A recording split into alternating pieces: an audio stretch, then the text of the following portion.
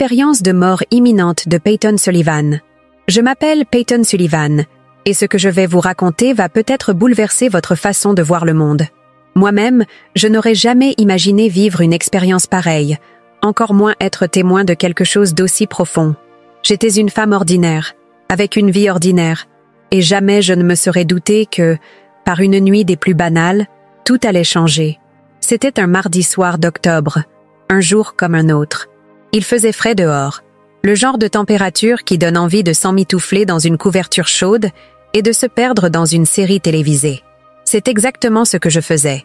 Installée sur mon canapé, un plaid usé par le temps enroulé autour de moi, je regardais mon émission policière préférée. Mon chat, Milo, était roulé en boule à mes côtés, sa respiration paisible se mêlant au faible bourdonnement de la télévision. À cet instant, tout semblait calme. Un moment de répit après une longue journée passée au cabinet dentaire où je travaille comme hygiéniste. Je me souviens d'avoir laissé échapper un soupir, appréciant ce moment de tranquillité. L'horloge affichait 21h30 et je me sentais bien. C'était ce genre de soirée où rien ne semble pouvoir perturber le fil paisible du quotidien. Mais parfois, la vie bascule sans prévenir. Tout a commencé par une sensation étrange dans ma poitrine. Au départ, ce n'était qu'une légère pression, une gêne que j'ai d'abord attribuée au stress. Après tout, ces derniers temps, j'avais accumulé beaucoup de fatigue.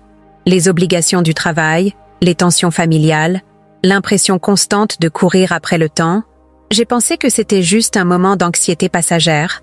Alors, j'ai pris une profonde inspiration, essayant de me détendre. Mais en quelques secondes, tout a changé. La pression s'est intensifiée, se transformant en douleur. Une douleur qui m'a coupé le souffle. C'était comme si une main invisible serrait mon cœur, serrant de plus en plus fort. La télécommande m'a échappé des mains et est tombée au sol dans un bruit sourd. Instinctivement, j'ai voulu me lever, mais mes jambes ne répondaient plus. Une peur viscérale m'a envahi. Quelque chose n'allait pas, et je le savais. Mon regard s'est brouillé. La pièce a commencé à tourner autour de moi. Milo, d'ordinaire si calme, a bondi du canapé, ses yeux ronds fixés sur moi, comme s'il comprenait que quelque chose de grave se passait. Je voulais appeler à l'aide, mais aucun son ne sortait de ma bouche. Une vague de froid a parcouru mon corps, puis plus rien. Le silence absolu. Lorsque j'ai rouvert les yeux, je n'étais plus dans mon salon. Ce que j'ai ressenti à cet instant est difficile à décrire avec des mots humains. Il n'y a pas eu de transition, pas de sensation de flottement, pas cette impression de lente dérive qu'on associe parfois au rêve. C'était comme un claquement de doigts. Un instant, j'étais allongée sur mon canapé, et l'instant d'après, j'étais ailleurs. Un ailleurs que je n'aurais jamais cru possible. Tout d'abord, il y avait une absence totale de douleur. Quelques secondes auparavant, mon corps était submergé par la souffrance. Et maintenant, je ne ressentais plus rien. Pas de lourdeur, pas de tension, pas de battement affolé dans ma poitrine. J'étais libre. Mais où étais-je? Le lieu où je me trouvais défiait toute logique. Ce n'était ni un espace sombre ni un lieu de lumière éclatante. C'était quelque chose d'autre, quelque chose d'indescriptible. L'atmosphère elle-même semblait vivante, vibrante. J'avais la sensation d'être suspendue entre deux réalités, comme si j'étais à la frontière de quelque chose d'immensément plus grand. Puis, j'ai entendu mon nom. C'était une voix, mais pas une voix comme on en entend sur Terre. Elle était partout et en moi à la fois, profonde, résonnante, emplie d'une autorité absolue, mais aussi d'un amour qui dépassait tout ce que j'avais jamais connu. Peyton. Ce simple mot a traversé chaque fibre de mon être, éveillant en moi un sentiment que je ne pourrais comparer à rien. Comme si, pour la première fois de ma vie, j'étais entièrement connue et entièrement aimée. Je me suis retournée, et c'est là que je l'ai vu. Je n'ai pas eu besoin qu'on me dise qui il était. Je savais. C'était une certitude plus profonde que n'importe quelle connaissance terrestre. Il ne ressemblait pas aux représentations qu'on trouve dans les églises, mais son essence, sa présence, son regard. Tout en lui transpirait une puissance infinie et une paix impossible à décrire. Jésus se tenait devant moi. Ses yeux. Je pourrais passer l'éternité à essayer de trouver les mots justes pour les décrire.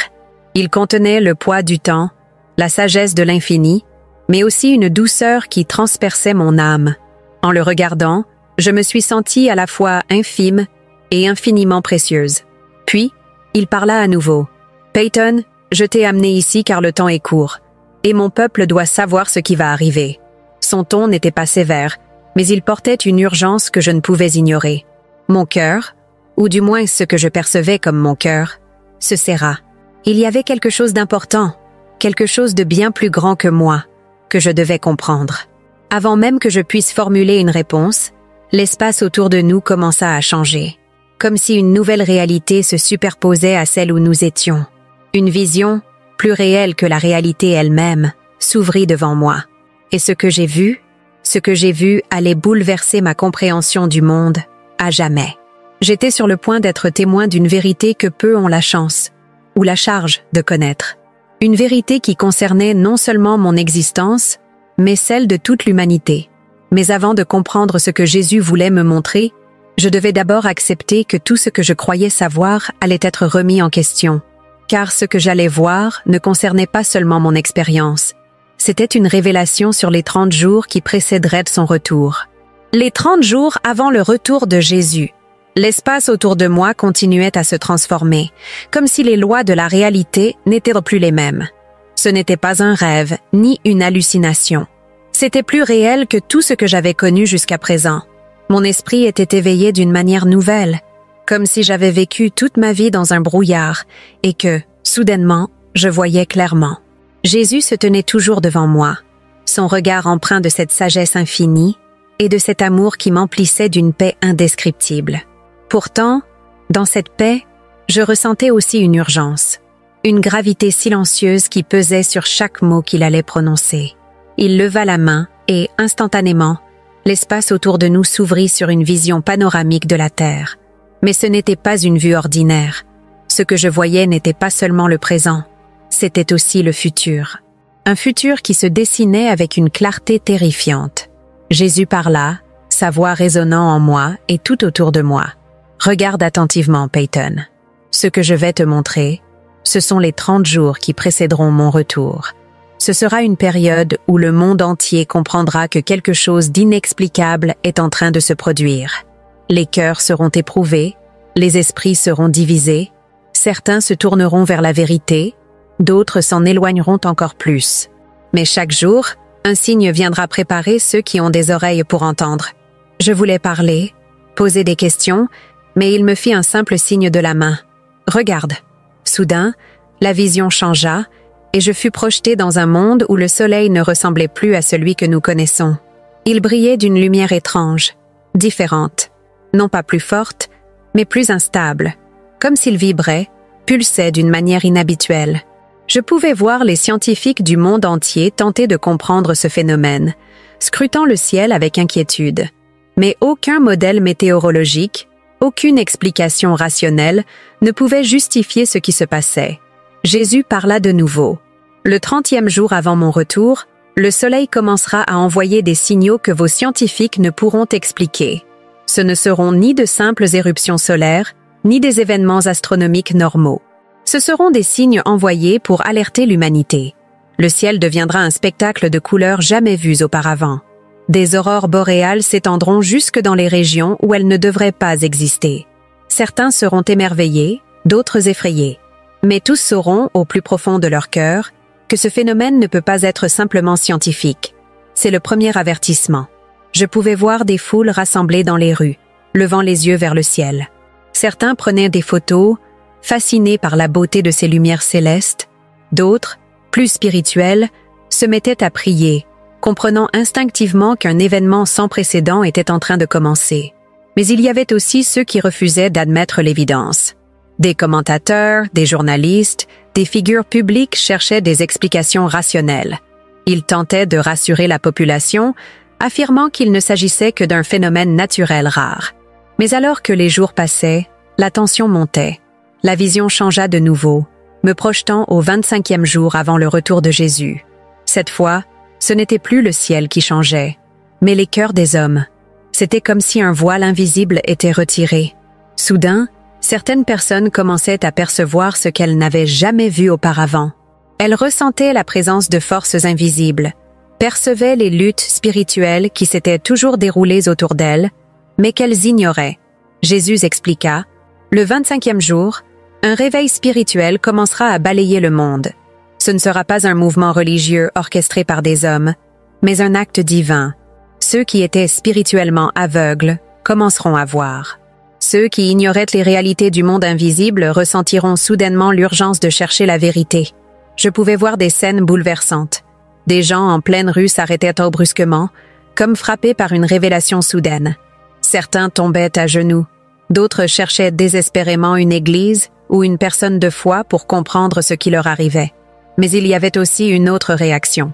Ceux qui avaient déjà rejeté la vérité semblaient devenir encore plus durs.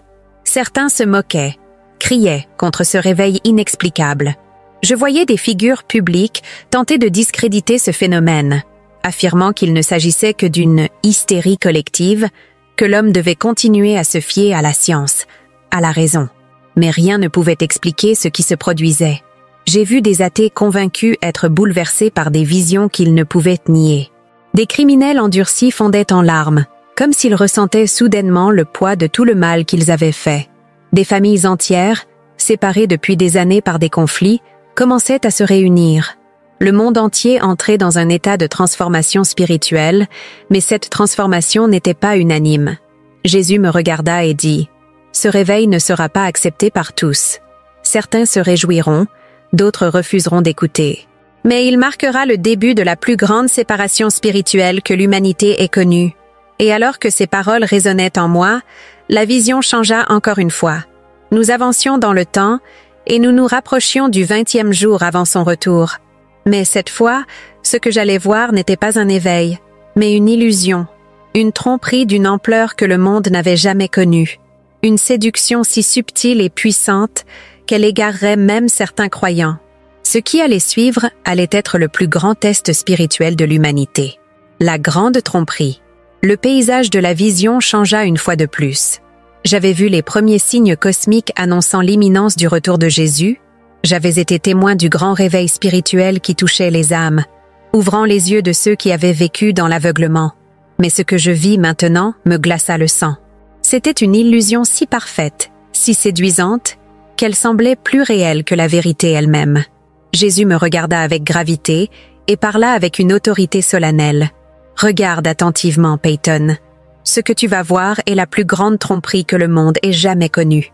Elle ne viendra pas sous la forme que la plupart des croyants imaginent. Ce ne sera pas une menace évidente, ni une oppression violente. Ce sera un mensonge si doux, si agréable, que même certains de mes fidèles hésiteront à le rejeter. Devant moi, le monde continuait de tourner, mais il y avait un changement subtil, presque imperceptible au premier regard. Des voix s'élevaient, des figures charismatiques apparaissaient sur les écrans du monde entier. Elles parlaient avec une douceur rassurante, promettant un futur meilleur, un monde enfin libéré des conflits, des divisions, des souffrances. Elles n'étaient pas ouvertement opposées à Dieu.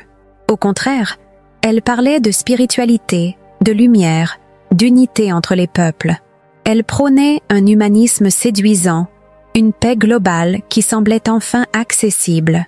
J'observais les foules les écouter avec admiration, captivés par leurs discours inspirants. Ces leaders parlaient avec une aisance surnaturelle, offrant des solutions apparemment parfaites aux problèmes du monde. Mais Jésus me fit voir ce qui se cachait derrière ces belles paroles. Les plans qu'il mettait en place excluaient subtilement la nécessité de repentance, de foi véritable. Il n'était plus question de la croix, du salut par le Christ. On parlait de transcendance collective, d'un nouveau chapitre de l'évolution humaine. Ils parleront de paix, dit Jésus, mais sans le prince de la paix. Ils offriront une lumière, mais ce ne sera pas la mienne. Ils séduiront le monde avec des promesses de renouveau, mais ce sera un piège. Et nombreux seront ceux qui s'y laisseront prendre. Je vis des croyants perplexes, troublés. Certains sentaient qu'il y avait quelque chose d'étrange, d'inquiétant dans ces discours. Mais ils avaient du mal à mettre le doigt sur ce qui clochait. Et puis, je vis autre chose. Dans des salles secrètes, loin des caméras, ces mêmes figures influentes tenaient un tout autre langage. Ils parlaient de contrôle, de domination. Ils savaient que ce qu'ils disaient au public n'était qu'un masque, une façade soigneusement construite. Jésus continua. Le 20e jour avant mon retour, un mensonge d'une ampleur sans précédent enveloppera le monde. Ce ne sera pas un seul homme, ni une seule institution. Ce sera un esprit, une idéologie, une séduction qui s'étendra comme un filet invisible sur les cœurs et les esprits. Ceux qui n'ont pas la vérité profondément enracinée en eux seront emportés. Même certains de mes enfants vacilleront. Je pouvais voir que cette tromperie ne se limitait pas au discours politique. Elle pénétrait partout, dans les médias, dans les écoles, dans les églises elles-mêmes. Certains chefs religieux s'y ralliaient, proclamant que l'humanité était enfin prête pour une ère nouvelle de compréhension universelle. Mais ce qu'ils prêchaient n'était pas la vérité. C'était un évangile falsifié, vidé de sa substance, façonné pour plaire aux foules. Je vis des rassemblements gigantesques où des millions de personnes acclamaient ce nouveau message. Des miracles s'y produisaient, mais ils ne venaient pas de Dieu. Des signes et des prodiges émerveillaient les masses, renforçant leur conviction que cette nouvelle voie était la bonne. Ils auront l'apparence de la lumière, dit Jésus, mais leur source ne viendra pas de mon Père. Je ressentis un frisson glacial en réalisant l'ampleur de ce que j'étais en train de voir. Alors, la vision changea de nouveau. Jésus me montra le 15e jour avant son retour. C'était comme si l'atmosphère elle-même avait changé. Je voyais les gens vivre leur quotidien, mais il y avait une tension invisible dans l'air, quelque chose que même les plus insensibles ressentaient. Et puis, il y eut une autre vague de réveil spirituel. Des gens partout dans le monde commencèrent à recevoir des rêves, des visions, des croyants et des non-croyants, des hommes, des femmes, des enfants. Ils voyaient des anges, des avertissements, des appels à la repentance. Mais il se passait aussi autre chose. Certaines de ces visions étaient altérées, manipulées. Jésus me montra des personnes ayant de véritables expériences surnaturelles, mais qui les interprétaient de mal. Elles croyaient avoir reçu des révélations divines, alors qu'en réalité, elles étaient influencées par la tromperie en cours. Satan se déguise en ange de lumière, me rappela Jésus. Dans ces derniers jours, il utilisera même le surnaturel pour égarer ceux qui ne sont pas ancrés dans la vérité. Ceux qui chercheront des signes plutôt que ma voix tomberont dans le piège. Je vis des groupes entiers se rallier à de faux prophètes, convaincus qu'ils recevaient des messages de Dieu. Mais ces messages étaient imprégnés d'une petite distorsion, juste assez pour détourner de la vérité, juste assez pour séduire les cœurs qui ne connaissaient pas véritablement Jésus. Je me tournai vers Jésus, le cœur serré. « Comment sauront-ils ce qui est vrai ?» demandai-je, la gorge nouée. Il me regarda avec cette compassion infinie et répondit « Ceux qui me connaissent intimement ne seront pas trompés. Mes brebis entendent ma voix et elles me suivent. Mais ceux qui n'ont jamais bâti une relation avec moi, qui ont seulement connu une foi de surface, seront emportés par cette illusion. Voilà pourquoi je t'ai amené ici, Peyton, pour avertir ceux qui veulent t'entendre, pour leur dire qu'il est encore temps de s'ancrer en moi. » À ces mots, la vision changea encore. Le temps avançait. Nous approchions du 10e jour avant son retour. Et ce que j'allais voir maintenant n'était plus une tromperie. C'était une séparation. Un clivage final qui allait diviser le monde de manière irréversible. Une ligne tracée entre ceux qui étaient réellement à lui et ceux qui ne l'étaient pas. Et ce qui allait suivre serait plus intense encore. La grande séparation. La vision se transforma de nouveau et je sentis une gravité encore plus lourde peser sur mon cœur. Ce que Jésus allait me montrer maintenant n'était plus une tromperie. C'était une division. Pas une division politique, pas une simple fracture sociale ou culturelle. C'était une séparation spirituelle d'une ampleur que l'humanité n'avait jamais connue. Jésus parla d'une voix ferme et solennelle. Le 10e jour avant mon retour, le monde connaîtra un clivage définitif. Ce ne sera pas une séparation imposée par les hommes, mais une séparation des cœurs.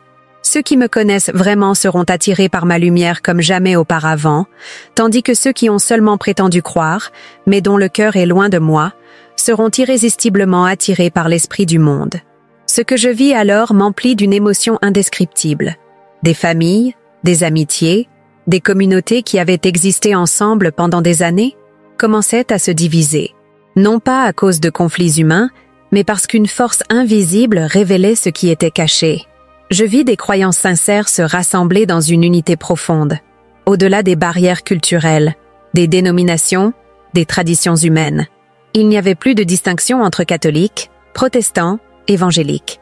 Ce qui comptait, c'était une seule chose, une relation vivante et authentique avec Jésus-Christ. Ces croyants, même s'ils étaient dispersés à travers le monde, semblaient unis par une même compréhension, une même foi. Je pouvais ressentir leur amour mutuel, leur foi inébranlable, leur persévérance face aux tempêtes à venir. Mais de l'autre côté, je vis une autre foule. Ce n'étaient pas seulement des athées ou des sceptiques. C'étaient aussi ceux qui avaient vécu toute leur vie avec une foi tiède. Ceux qui avaient connu la religion, mais jamais le véritable Christ. Ils étaient de plus en plus troublés, incertains. Beaucoup d'entre eux ressentaient qu'un changement était en cours, mais au lieu de se tourner vers Dieu, ils cherchaient d'autres réponses. Je les vis se rapprocher des figures influentes qui prêchaient un message de tolérance universelle, de paix sans repentance, d'amour sans vérité. Ils ne réalisèrent pas qu'en rejetant la vérité de Dieu, ils s'éloignaient d'une lumière qui aurait pu les sauver. Jésus me regarda, et son expression était empreinte d'une tristesse infinie. « Ils auront toujours l'impression de croire en moi, dit-il, mais ils auront rejeté ma voix. Ils auront préféré un évangile adapté à leur confort plutôt qu'une vérité qui transforme.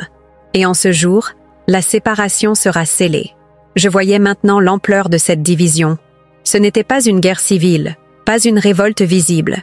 C'était quelque chose de bien plus profond.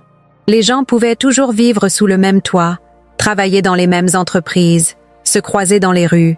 Mais dans l'invisible, deux royaumes distincts se dessinaient, et le fossé entre eux devenait infranchissable. Je vis des églises se vider d'un côté et se remplir de l'autre. Certains pasteurs perdèrent leurs fidèles parce qu'ils continuaient à prêcher un évangile de vérité plutôt qu'un message agréable et populaire. D'autres lieux de culte, en revanche, étaient remplis de foules immenses, attirés par un message séduisant, sans confrontation avec le péché, sans appel au repentir, sans réel engagement envers Dieu. Ceux qui n'auront jamais voulu entendre la vérité recevront ce qu'ils auront désiré, dit Jésus. Un christianisme sans Christ, une foi sans sacrifice, un salut sans repentance. Mais ce ne sera pas le salut. Ce sera un leurre, un apaisement temporaire qui les conduira loin de moi. Je vis alors une autre scène qui me bouleversa profondément. Des familles étaient brisées, non pas par la haine ou les disputes, mais par cette division spirituelle. Un père qui avait vécu dans la foi toute sa vie voyait son fils se détourner et suivre cette vague de mensonges. Une femme tombait à genoux, les larmes aux yeux, en voyant son mari choisir le chemin opposé. Des frères et sœurs de sang qui avaient grandi dans la même maison se retrouvaient désormais sur des chemins spirituels opposés. Je pouvais ressentir leur douleur, leur incompréhension. Et pourtant, Jésus ne détournait pas les yeux. « C'est pourquoi j'ai prévenu mon peuple depuis le commencement », dit-il doucement. « Celui qui voudra me suivre devra parfois renoncer à tout, même aux liens les plus précieux. Ce sera un test de foi. Mais ceux qui me choisiront, je les fortifierai jusqu'à la fin. » Puis, je vis quelque chose d'encore plus bouleversant. Une pression immense commença à s'abattre sur ceux qui étaient restés fidèles à Jésus. Ils n'étaient pas persécutés comme on l'imagine dans les films ou dans les récits historiques. Non, cette fois, c'était bien plus subtil. On ne les enfermait pas, on ne les torturait pas, on ne les exécutait pas en public, on les marginalisait. Ils perdèrent leur travail, non pas parce qu'ils avaient fait quelque chose de mal, mais parce que leur foi était considérée comme dangereuse pour la nouvelle harmonie mondiale. On les excluait des cercles sociaux, non pas à cause de leurs paroles, mais simplement parce qu'ils refusaient de se conformer à cette nouvelle idéologie globale. Et puis, il y avait un choix imposé à chaque personne. On leur demandait d'adhérer pleinement aux nouvelles valeurs de cette société en pleine mutation. Mais ce choix impliquait un reniement de leur foi, de leur engagement envers Dieu, un reniement subtil qui semblait anodin à première vue. Jésus me regarda et dit « Ceux qui sont ancrés en moi ne céderont pas, même si cela leur coûte tout. Mais ceux dont la foi était bâtie sur le sable se laisseront emporter. Ils préféreront conserver leur confort temporaire plutôt que de souffrir pour moi. Et c'est ainsi que la séparation se fera. Inévitable, définitive. Je ne pouvais détacher mes yeux de ce qui se déroulait devant moi. Les âmes étaient testées, éprouvées. Chacun, quel que soit son passé, quel que soit son statut, devait choisir de quel côté il se tiendrait. Et lorsque ce choix serait fait, il n'y aurait plus de retour en arrière. C'est alors que la vision changea encore une fois. Nous avancions dans le temps. Le 7e jour avant le retour de Jésus approchait. Et ce que j'allais voir maintenant, ce n'était plus une séparation. C'était une vague d'amour et de pardon surnaturel qui allait traverser ceux qui lui étaient restés fidèles. Ce serait une démonstration de puissance, un dernier témoignage de la gloire de Dieu avant l'épreuve finale. Et ce qui allait suivre serait tout simplement inimaginable. La vague d'amour et de pardon surnaturel. La vision se modifia une nouvelle fois. Après la séparation, après les tensions grandissantes qui divisèrent le monde, quelque chose d'inattendu se produisit. Ce n'était pas un événement politique, ni un bouleversement social. Ce n'était pas un acte de guerre ou de rébellion. C'était une vague invisible, mais plus puissante que tout ce que j'avais vu auparavant. Elle se propagea d'un bout à l'autre de la terre, touchant ceux qui étaient restés fidèles à Dieu. Jésus m'observa et dit « Regarde, Peyton, car dans ces derniers jours, mon amour se manifestera d'une manière que le monde n'a jamais connue. Ce sera un témoignage ultime, une démonstration que, malgré la séparation, malgré la souffrance, mon amour demeure plus fort que toutes les ténèbres réunies. Je vis des hommes et des femmes tomber à genoux, submergés par une présence qui semblait descendre directement du ciel. Le monde était en plein chaos, les tensions atteignaient leur paroxysme. Et pourtant, ceux qui étaient restés fermes dans la foi recevèrent quelque chose de surnaturel, une paix indescriptible, un amour si profond qu'il transcendait toute douleur. Ils n'étaient plus simplement croyants, ils étaient transformés. Je vis des gens se lever et marcher sans peur, alors que tout autour d'eux devenait hostile. Des persécutions subtiles s'étaient installées contre eux, mais ils ne ressentaient plus la peur. Au contraire, ils pardonnaient. Je vis un homme, exclu de son emploi à cause de sa foi, bénir celui qui l'avait renvoyé. Je vis une femme, moquée par ses proches, répondre par un amour sincère et profond. Je vis d'anciens ennemis s'embrasser, des familles divisées par la séparation spirituelle être miraculeusement réunies par la puissance du pardon. Ce sera un témoignage puissant, dit Jésus. Quand le monde s'attendra à voir mes enfants répondre à la haine par la colère, ils verront l'amour. Et cet amour brisera des cœurs de pierre, ramènera des âmes perdues. Ce sera mon dernier appel avant que tout soit accompli. J'observais ce phénomène se répandre comme un feu divin, inarrêtable. Des croyants qui, quelques jours plus tôt, étaient encore pleins d'amertume, se retrouvaient soudain remplis d'un amour qu'ils ne pouvaient expliquer. Ce n'était pas un effort humain, ce n'était pas une décision rationnelle, c'était une infusion directe de l'amour de Dieu. Et cet amour changeait tout. Les médias tentaient d'analyser ce phénomène étrange. Des journalistes interrogeaient ceux qui avaient été affectés. Certains scientifiques tentèrent même de donner une explication neurologique à ce phénomène collectif de pardon et de réconciliation. Mais aucun modèle humain ne pouvait justifier ce qui se passait, car ceux qui étaient touchés ne réagissaient pas par logique, mais par quelque chose de plus profond. Le monde, qui s'enfonçait de plus en plus dans la haine et la division, assistait, impuissant, à un mouvement de grâce inexplicable. Mais ce pardon ne plaisait pas à tous. Il mettait certains mal à l'aise. J'observais avec douleur que certains, voyant cette vague d'amour surnaturel, réagirent avec rejet et violence. Plus mon amour se manifestera, plus ceux qui m'ont rejeté s'endurciront, dit Jésus avec tristesse. Ce sera la dernière séparation, celle qui révélera définitivement qui appartient à mon royaume et qui a choisi de s'en détourner. Je vis des foules réagir avec incompréhension, avec colère. Ils ne supportaient pas de voir des croyants aimer au lieu de haïr. Certains criaient que ce pardon était une faiblesse, un aveu de soumission. D'autres disaient que ces croyants étaient fous, qu'ils avaient été manipulés. Mais dans le silence, dans la douceur de cette vague divine, les cœurs continuaient de se transformer. Ce fut alors que je vis quelque chose d'encore plus puissant. Dans plusieurs parties du monde, certains qui avaient persécuté les croyants commençaient à être touchés par cette vague. Je vis un homme qui avait dénoncé un chrétien pour son refus de renier sa foi, être bouleversé en voyant ce même chrétien prier pour lui. Je vis des personnes qui s'étaient moquées des croyants, qui les avaient méprisés, ressentir une conviction soudaine au plus profond d'eux. Des larmes coulaient sur leur visage alors qu'ils comprenaient qu'ils avaient été dans l'erreur toute leur vie.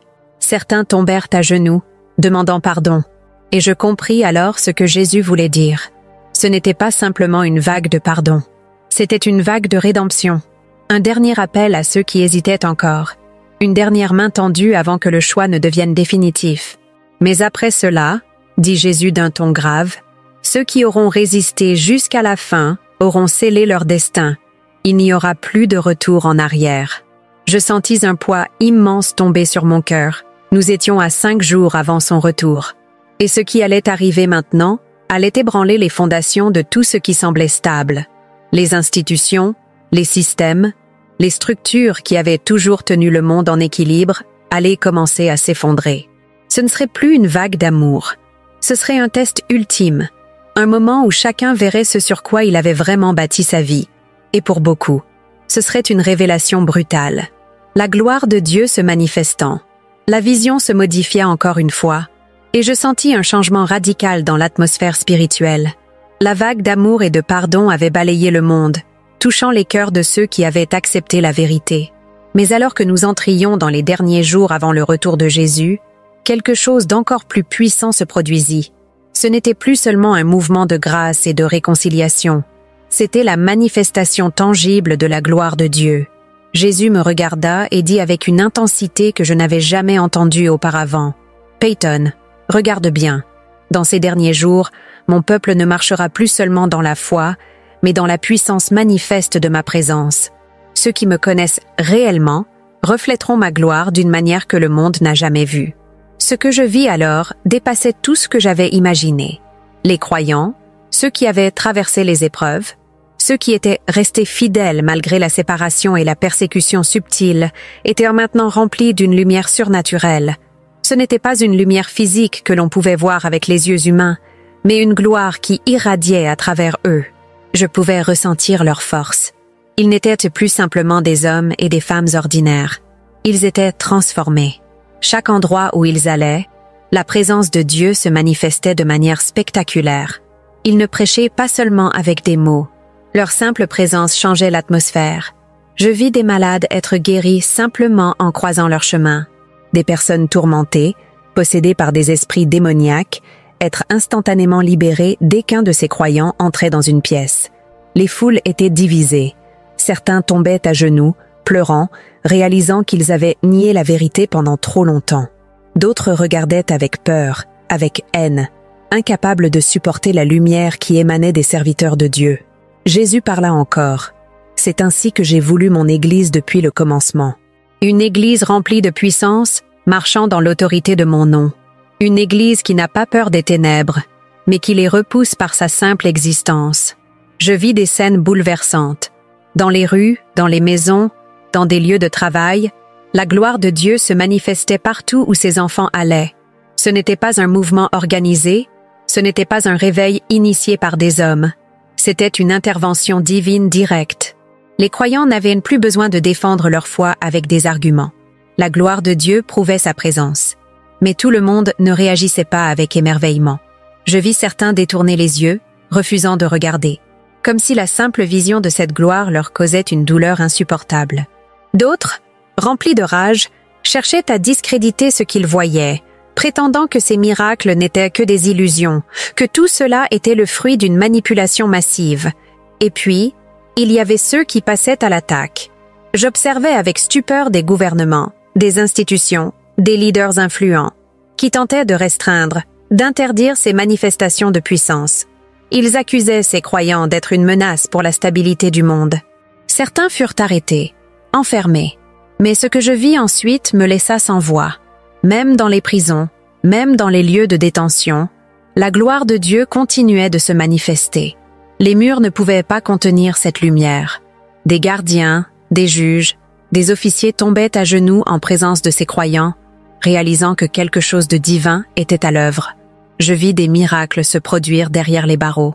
Des geôliers se convertirent, des cellules s'illuminaient de la présence de Dieu, et malgré la persécution, la joie sur les visages des croyants ne s'éteignait pas. Ils n'étaient pas seulement prêts à mourir pour leur foi, ils savaient que la fin était proche. « Ce sera le témoignage ultime, » dit Jésus. « Avant que je ne revienne, le monde entier verra ma gloire à travers ceux qui m'appartiennent. Personne ne pourra dire qu'il n'a pas vu. Tous auront été témoins de ma puissance, et chacun devra choisir en toute connaissance de cause. Mais alors que la lumière se répandait, les ténèbres aussi s'intensifiaient. Je pouvais voir que ceux qui avaient rejeté cette gloire devenaient de plus en plus agressifs. Ils ne pouvaient plus supporter la présence de Dieu dans le monde. Ils savaient que leur temps était compté, et dans leur rage, ils accélérèrent leur agenda. Ils mirent en place de nouvelles lois, des règlements qui visaient à éradiquer toute forme de foi véritable. J'entendis des discours prononcés par des figures d'autorité. Pour le bien de l'humanité, nous devons nous débarrasser de ceux qui refusent d'évoluer avec nous. Ils sont un danger pour l'unité mondiale. Ils sont un obstacle au progrès. Et alors que ces mots étaient de prononcer, la vision changea encore une fois. Nous approchions du 3e jour avant le retour de Jésus. Et maintenant, il ne s'agissait plus seulement d'un conflit spirituel. C'était le moment où tout ce qui semblait stable dans ce monde allait être ébranlé. Les systèmes humains, les fondations de la société moderne, allaient commencer à s'effondrer sous leur propre poids. Ce qui allait arriver maintenant serait un choc mondial. Un moment où chacun verrait ce sur quoi il avait bâti sa vie. Et pour beaucoup, ce serait trop tard. La lumière qui commence à briller le dernier jour, la vision s'intensifia. Nous étions maintenant à 3 jours du retour de Jésus. L'atmosphère avait changé. L'air semblait chargé d'une tension invisible, comme si toute la création retenait son souffle en attendant l'inévitable. Le monde était divisé en 2 réalités distinctes. D'un côté, ceux qui étaient restés fidèles à Dieu brillaient d'une lumière surnaturelle, non pas une lumière visible aux yeux humains, mais une gloire spirituelle qui rayonnait à travers eux. Leur foi était devenue inébranlable. Ils ne ressentaient plus la peur, plus le doute, plus l'angoisse du lendemain. Ils savaient que Jésus revenait. De l'autre côté, ceux qui avaient rejeté la vérité, ceux qui s'étaient laissés séduire par la grande tromperie, semblaient totalement aveuglés. Leur haine grandissait, leur mépris s'intensifiait. Ils refusaient de voir ce qui était pourtant si évident.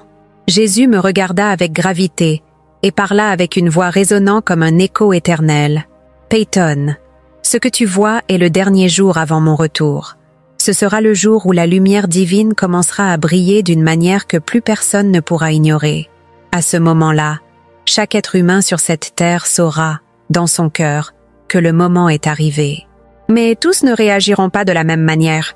Je regardais autour de moi, et ce que je vis dépassait toute compréhension humaine. Des gens partout dans le monde commencèrent à ressentir quelque chose d'indescriptible. Une prise de conscience soudaine. Les cieux semblaient différents. L'atmosphère était chargée d'une intensité surnaturelle. Les gens se réveillaient en sursaut, certains en pleurs, d'autres avec un profond sentiment de malaise, comme s'ils avaient soudainement compris l'ampleur de leur choix. Certains tombaient à genoux, réalisant qu'ils s'étaient trompés, mais il était trop tard. D'autres levèrent les yeux vers le ciel avec un mélange de joie et d'impatience, sachant que leur sauveur était sur le point de revenir. Mais il y avait aussi une 3e catégorie de personnes. Ceux qui, au lieu de se repentir, laissèrent la peur et la colère les consumer. Je vis des foules enragées se rassembler, criant contre les croyants, accusant ceux qui brillaient de lumière divine d'être la cause du chaos dans le monde. Des leaders politiques et religieux prenaient la parole, affirmant que la seule solution pour retrouver l'ordre était d'éliminer ceux qui refusaient de se conformer. Ce sera le dernier acte de rébellion contre mon royaume, dit Jésus. Dans leur cœur, ils sauront que j'arrive, mais au lieu de m'accueillir, ils chercheront à détruire ceux qui portent ma lumière. Ils ne pourront plus supporter la vérité. Et alors, je vis quelque chose d'encore plus bouleversant. Des familles entières se séparaient dans un dernier affrontement spirituel. Des pères reniaient leurs fils. Des mères se détournaient de leurs filles. Des amis de longue date se retournaient les uns contre les autres. Les choix auront été faits, poursuivit Jésus. À ce moment-là, il n'y aura plus d'ambiguïté, plus de doute. Chaque âme saura où elle se tient. Il n'y aura plus de place pour l'indécision. Je vis alors la nature elle-même réagir. La terre semblait gémir, comme si elle ressentait l'approche de son Créateur. Les océans s'agitaient. Le vent hurlait dans des endroits autrefois paisibles. Les animaux eux-mêmes semblaient perturbés, comme s'ils savaient que quelque chose d'énorme était sur le point de se produire. Et puis, le ciel changea. Un éclat indescriptible commença à émerger. Pas une lumière solaire, mais une lumière céleste. Une clarté qui n'avait rien d'humain. Elle était douce et écrasante à la fois. Les croyants la ressentaient comme une chaleur réconfortante, une promesse qui se matérialisait sous leurs yeux. Mais pour ceux qui avaient rejeté la vérité, cette lumière était insupportable. Ils se cachaient, cherchant à fuir, à s'enfermer dans les endroits les plus sombres. Certains criaient que c'était une illusion, un phénomène naturel qu'ils n'arrivaient pas à expliquer. Mais au fond d'eux, ils savaient. Ils savaient que leur temps était terminé.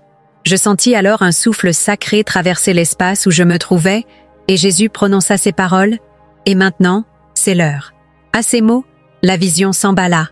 J'entendis un son puissant, un tonnerre qui ne ressemblait à aucun bruit terrestre, une trompette céleste, un appel qui résonna à travers chaque coin du globe. Ce fut le moment où tous comprirent. Les croyants s'écrièrent de joie, tombant à genoux, levant les mains vers le ciel. Les autres, ceux qui avaient refusé de croire, tombèrent dans le désespoir absolu. Il n'y avait plus aucune échappatoire. Le roi revenait. Le dernier jour avait laissé place à l'éternité. Le retour du roi. La vision atteignit son apogée. Tout était prêt. L'univers lui-même semblait suspendu dans un silence absolu, comme si chaque atome de la création attendait l'instant ultime. Les cieux étaient ouverts. La lumière divine n'était plus un simple éclat dans l'atmosphère, elle inondait maintenant toute la terre, enveloppant les croyants d'une présence surnaturelle et insoutenable pour ceux qui l'avaient rejeté. Jésus, debout à mes côtés, fixa le monde avec une expression que je ne pouvais décrire. Il y avait à la fois de l'amour infini et une solennité absolue. Puis, il parla une dernière fois. « Peyton, c'est l'heure. L'heure où chaque genou fléchira. L'heure où chaque langue confessera la vérité. L'heure où ce qui a été caché sera révélé. Regarde. » Et alors, je le vis. Un éclat plus brillant que 1000 soleils apparut dans le ciel. Ce n'était pas une simple lumière, c'était une présence vivante, une puissance indescriptible qui traversait l'espace et le temps. Je sentis mon âme trembler. L'atmosphère terrestre changea instantanément. Les puissances des cieux étaient ébranlées. Les étoiles, les planètes, les galaxies semblaient réagir au retour du Créateur. Le ciel se déchira, laissant place à une vision qu'aucun homme n'aurait pu imaginer. Un cortège céleste, une armée innombrable, vêtue de blanc, descendait des cieux dans une gloire ineffable. Et au centre de cette procession divine, Jésus lui-même. Mais cette fois, il n'apparaissait pas comme le serviteur humble que le monde avait connu. Il était le roi des rois. Ses yeux brillaient comme un feu ardent. Sa robe blanche était éclatante. Et sur lui était inscrit un nom que seul lui connaissait. Il était monté sur un cheval blanc, et il tenait dans sa main un sceptre d'autorité absolue. Derrière lui, l'armée céleste avançait, prête à établir le royaume éternel de Dieu. Alors, j'entendis un son assourdissant. Un cri, une clameur, une trompette qui fit trembler la terre entière. L'appel final. Les croyants levèrent leurs yeux et comptèrent les secondes. Leur cœur battait au rythme du ciel. Ils savaient que leur délivrance était arrivée. Puis, tout se mit en mouvement. Les morts en Christ se réveillèrent. Les tombes s'ouvrirent. Les corps autrefois poussière furent glorifiés, transformés dans un éclat éternel. Je vis des âmes monter vers Jésus, leurs visages illuminés de pureté et de joie parfaite. Puis, les croyants encore en vie changèrent en un instant. Leurs corps terrestres disparurent, remplacés par des corps immortels, semblables à celui de Jésus ressuscité. Ils furent enlevés, élevés dans les airs, attirés par la gloire du Seigneur. C'était l'instant de l'union ultime, le moment où l'Église retrouvait enfin son époux céleste. Le monde regardait cela avec stupeur. Mais ceux qui avaient refusé de croire, ceux qui avaient tourné le dos à la vérité, ils pleuraient et grincèrent des dents. Certains tombèrent à genoux, frappant le sol de leurs poings, hurlant qu'ils s'étaient trompés, mais il était trop tard.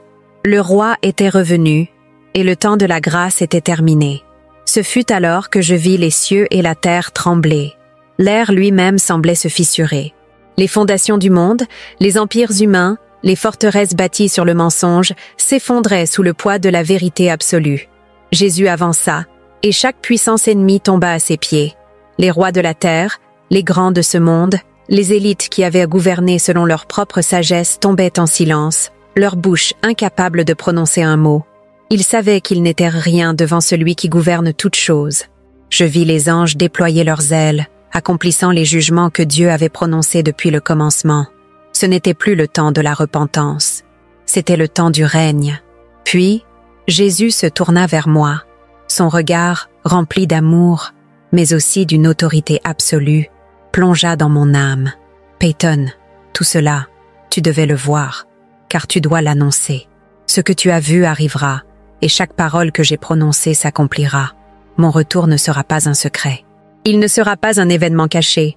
Il sera glorieux, universel, et tout œil le verra. Je sentis mon esprit vaciller. La puissance de ce moment était insoutenable. Puis, comme si un voile se refermait sur la vision, tout devint noir. Et en un instant, je revins dans mon corps. Je me réveillai en sursaut, entouré de médecins en état de choc. L'un d'eux me regarda et dit « Nous avons perdu votre pouls pendant 13 minutes et 42 secondes. Mais vous êtes revenu. » Mais je savais que ce n'était pas un simple retour. J'étais envoyée avec un message. Je regardais autour de moi, encore tremblante de ce que je venais de vivre. Tout était clair. Le roi revient. Et maintenant, chacun doit choisir.